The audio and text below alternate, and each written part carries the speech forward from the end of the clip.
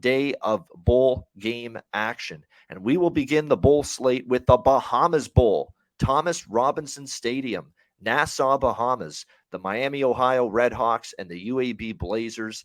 We've got UAB 11-point favorites here, 44 being the total in this game. First thing that stands out to me is when we're talking about these early bowl games, if you're going to lay double digits with the favorite in these early bowl games, you better have a damn good reason for doing so. Because I find in the very early part of the bowl season, it's more of an underdog heavy, early bowl slate. I find the underdogs do well in the early bowl games. When you look at this game in particular, there are reasons to maybe endorse this double digit underdog, Miami, Ohio. UAB just wasn't the same UAB team this year.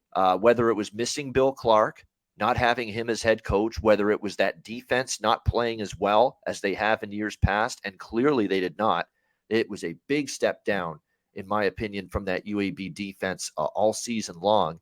There were many factors that pointed to UAB just not being as good of a football team this year. They ended up going 6-6, mediocre by their standards, usually contending for Conference USA championships. They weren't even close to doing that this year. They do have a quarterback that's pretty experienced in Dylan Hopkins, a terrific running back in Dwayne McBride. No question about that. I think offensively, there's still a very capable team. And they've trended over the total, by the way, down the stretch of the regular season. 4 straight overs with a pretty good offense still, and especially with Hopkins back from that injury that he suffered early in the year with McBride, the running back. They are definitely a good enough offensive team.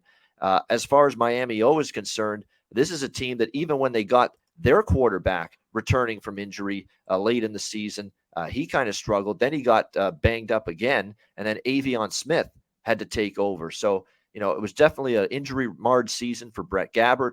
Avion Smith, who's more of a dual threat. He's not the greatest throwing quarterback, but he's obviously got some athleticism.